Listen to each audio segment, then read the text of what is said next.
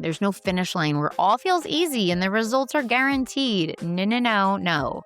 There's just the work done consistently because you actually love the thing that you're doing. If you love it, the reps become so worth it. And if you don't, there's no amount of strategy that's going to carry you through.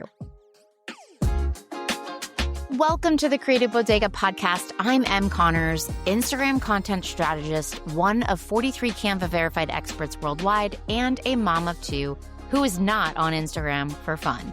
I'm there to market my business, grow my email list, and get the heck off my phone. And that's exactly what I teach.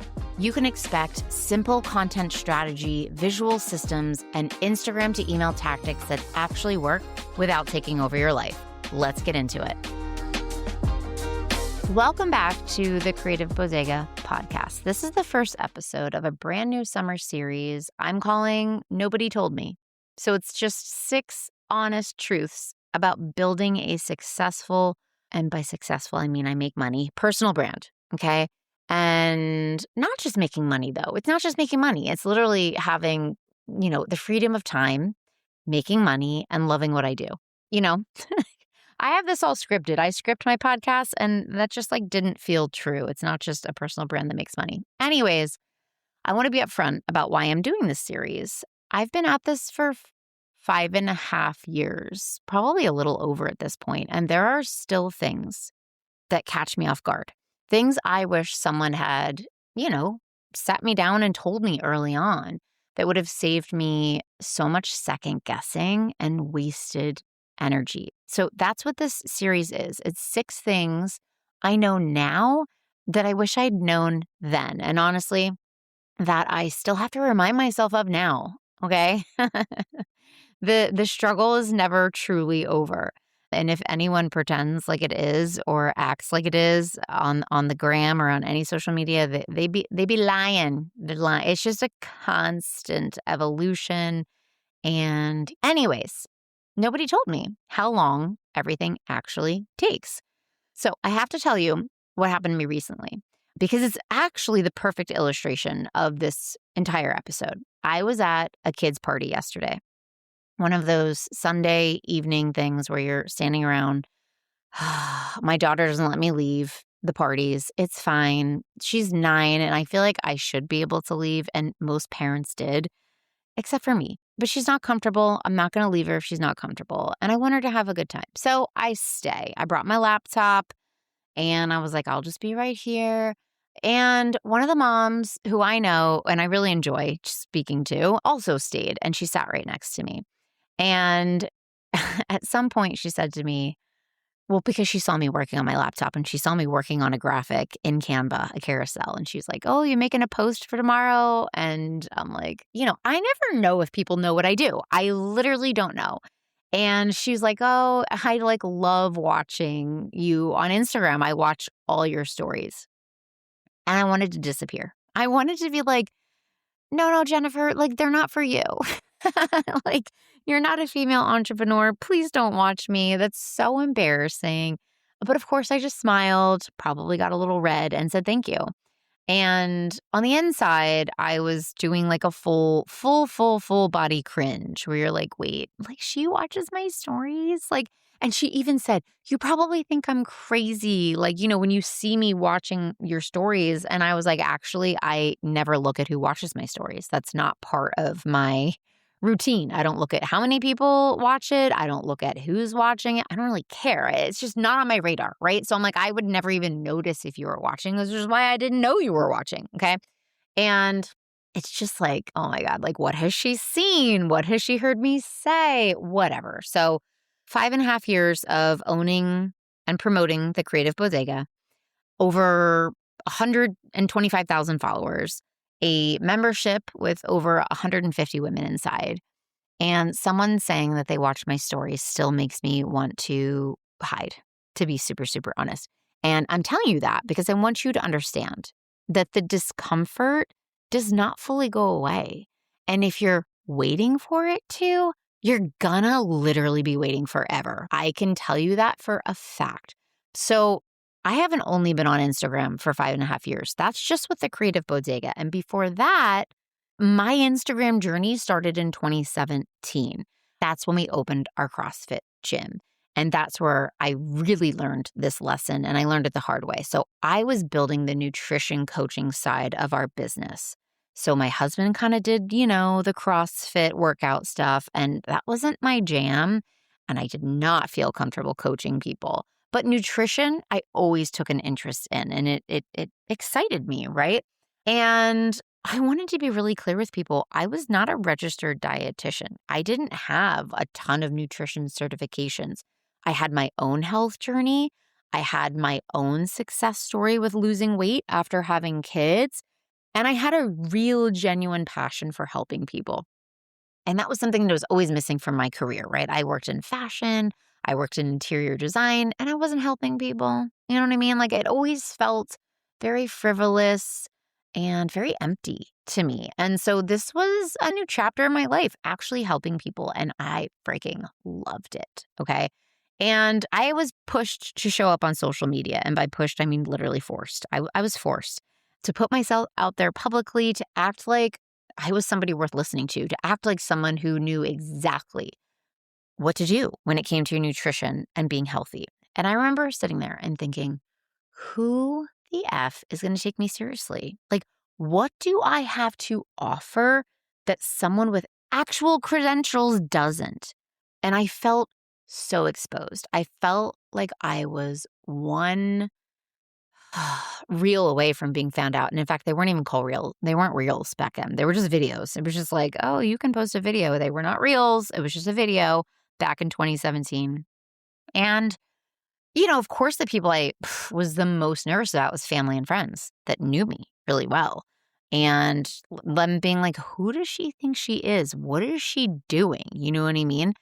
But I did it anyways because I had nothing to lose and we had everything to gain. And actually, we had a lot to lose because this was our main income at this point, this gym. We had to give it everything, my husband and I. So every week, I'd get on video and I would share a tip, something I was personally doing, working through, nothing fancy, just me talking to the camera about something that I cared about. And people started listening, not because of my credentials, but because I was there every single week consistently with a point of view and a real story behind it.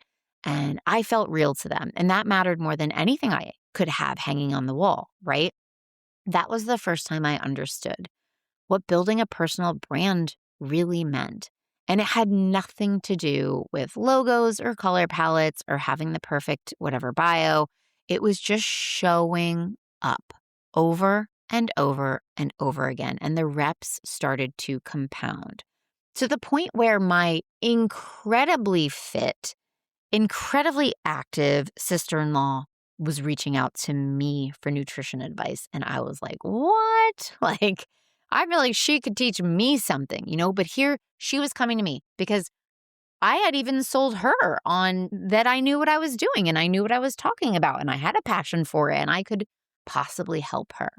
So now here's where I want to get a little real with you because I think there's a version of just be consistent advice floating around the internet that makes it sound really, really simple. Like you just decide to show up and then the results are going to follow. That's not what I'm saying. I'm saying the reps are uncomfortable. They are so unglamorous. Nobody is clapping for you in the beginning. In fact, you're posting into what probably feels like a void. You're recording stories that maybe 12 people are watching. You're sending, hopefully, a newsletter to a list of 40 people, one of whom is certainly your mother, okay? That was me. I did that, okay? We all started from nothing. At a certain point, I had 40 some people on my newsletter list. At a certain point, I had only 12 people watching my stories, but I had to do it anyways, okay? Because here's what actually happens. Slowly, and then all at once, the data starts to tell you something. You notice which posts people are responding to. You get more inquiries and more people reaching out to you. You find out and you figure out what is resonating with people. You get so less precious about perfection because you've posted enough times to know that the perfect caption, the perfect hook, The perfect lighting is not what's going to make or break you. The rep teaches you things that no course, no coaching, no strategy call, no challenge, and no amount of planning could ever do. Okay. But, and this is the part that nobody told me, and probably no one's telling you, you have to actually want to be there. Okay.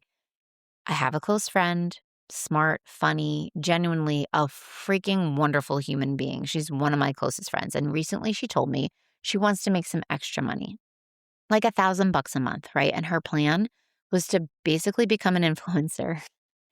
I love this woman, and I had to be honest with her.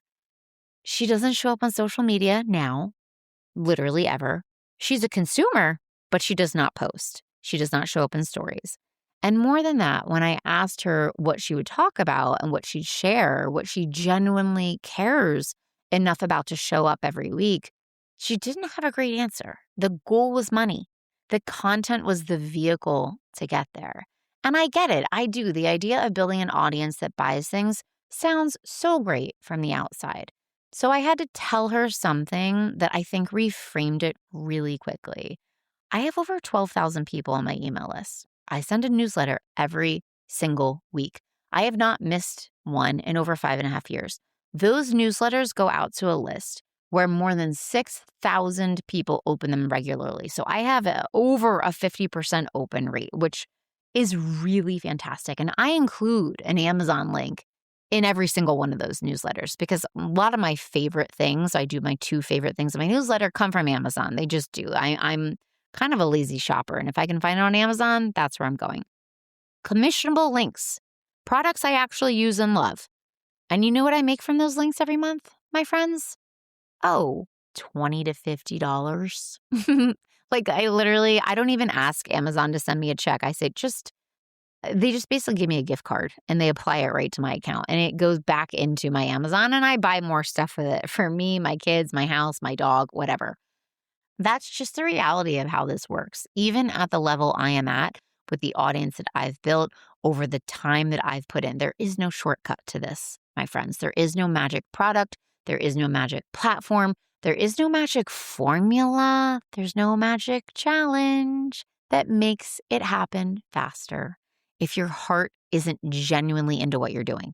So my friend needed to hear that. And I think she's backed off on this idea. In fact, I was trying to convince her to become like a virtual assistant. I was like, that's probably going to be less work and guaranteed money. You know what I mean? So what does it actually take? A few things. And I'm going to keep these really simple because I don't want this to become overcomplicated, right? First, you got to love what you're talking about. That is a absolute non-negotiable. Not like it, not find it interesting, love it. Because you are going to talk about it on days when nobody seems to care, on days when your engagement is low and follower count went down and you posted something you were proud of and it got friggin' 10 likes and one was your sister. You need to still want to show up on that day. Someone asking you a question about this topic has to light you up, okay? And the only thing that gets you there is a genuine love for the topic. So that is a non-negotiable to me. Second, start before you feel ready and expect it to feel awkward AF for longer than feels fair. I recorded stories by myself for months before I even got remotely comfortable. I forced myself to do it. I still won't record in front of my husband. To this day, if he walks upstairs and I hear him, I stop recording. I can't do it. I stop immediately and I just wait for him to leave. That's just the reality. I am shy. I'm not the most outgoing person in the world. You don't get comfortable and then start. You literally start and then slowly after 5 billion reps and probably still even after that, if you're anything like me, you get less uncomfortable. But I will never be that person busting out a tripod in public. That's just not even remotely me at all. Third, pick a format that you can actually sustain and commit to it for 90 days before you change anything. So 1 story a day, 1 post 3 times a week, 1 newsletter every single week without fail. Whatever it is, make it smaller than you think it needs to be and then actually do it. I always tell people I'd rather you add on than overcommit, underdeliver, bash yourself, and quit altogether. Okay. Start small, start sustainable. That will always outperform sporadic brilliance, okay, across all the platforms. The disappearing and reappearing, or the posting and ghosting, where you post a lot, you burn out, you go quiet for 3 weeks, you come back apologizing. This does so much more damage to your personal brand than posting imperfectly every single day ever could. Okay. People need to be able to count on you showing up. Why would I ever give you my money if you disappear off the face of the earth consistently? Okay. Showing up consistently is what is going to build trust, and the trust is what eventually builds a very successful business. I'll be honest, I didn't fully understand any of this back in 2017, okay, when we started our gym and I started showing up. I figured it out by doing it, by putting in the reps that felt absolutely pointless, that felt so cringeworthy, by showing up on days when I had no idea if this was going to work, if it was working, if it was going to eventually work. I didn't know. But by staying consistent long enough, I actually got the data back that told me really useful information. And I'm still figuring out, you guys, 5.5 years in, but that's just the Creative Bodega. If you go back even further to owning our gym, I'm probably almost 10 years into doing this and still dying a little bit at kids' parties when moms tell me that they watch my stories, okay? And I still show up the next day anyways. I think about Jennifer listening to my stories, but I just power through. I'm like, listen, she's not my ideal client. She's watching me for some reason. She said she loves it. Keep showing up as yourself, Em. Okay. But that's the truth that nobody told me. There's no finish line where all feels easy and the results are guaranteed. No. There's just the work done consistently because you actually love the thing that you're doing. If you love it, the reps become so worth it. And if you don't, there's no amount of strategy that's going to carry you through. So if you're in that early stage right now, putting in reps that feel like they're not going anywhere, trying to be consistent, but it's not working out, I would love for you to come join us in the Content Coven. It is my membership for female service-based solopreneurs. It's honestly one of my favorite things I have ever built. We do monthly trainings. We do monthly Build It With Me calls where we all customize a template. There's so much community support. We have insanely talented guest speakers. We have monthly challenges to keep you motivated. And more than anything, it's just a place where you're not doing this alone, because doing it alone sucks. One more thing I want you to know. The Coven has been open since we launched, meaning you could join anytime. That is something I'm considering changing, okay? I am very heavily considering moving to an open-close model. So the only way it will be open eventually is through a wait list. And I'm not exactly sure when the doors will reopen, but it'll be sometime towards the end of the year. So if you're on the fence, now is genuinely the time to pull the trigger. So the link is in the show notes. All right, that's the first episode of Nobody Told Me.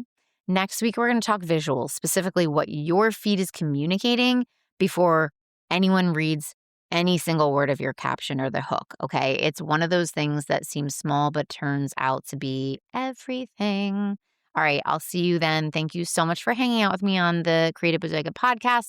Listen, if this episode resonated, I would love for you to share it in your stories or forward it on to a fellow solopreneur who needs to tune in. And don't forget, just check the show notes for anything and everything that I mentioned. All right, I'll see you on the next episode. Thanks so much for hanging out with me on the Creative Bodega podcast. If you love this episode, please be sure to share it with a fellow solopreneur who could use a little content creation inspiration. And hey, don't forget to check out the show notes for any resources I mentioned on the episode to help you create content that feels easy and actually gets you results. If you want even more Canva and content tips, head over to my website, thecreativebodega.com, or find me on Instagram under the same name. Until next time, keep creating, keep showing up, and most importantly, try and have a little fun with your content. I'll see you on the next episode.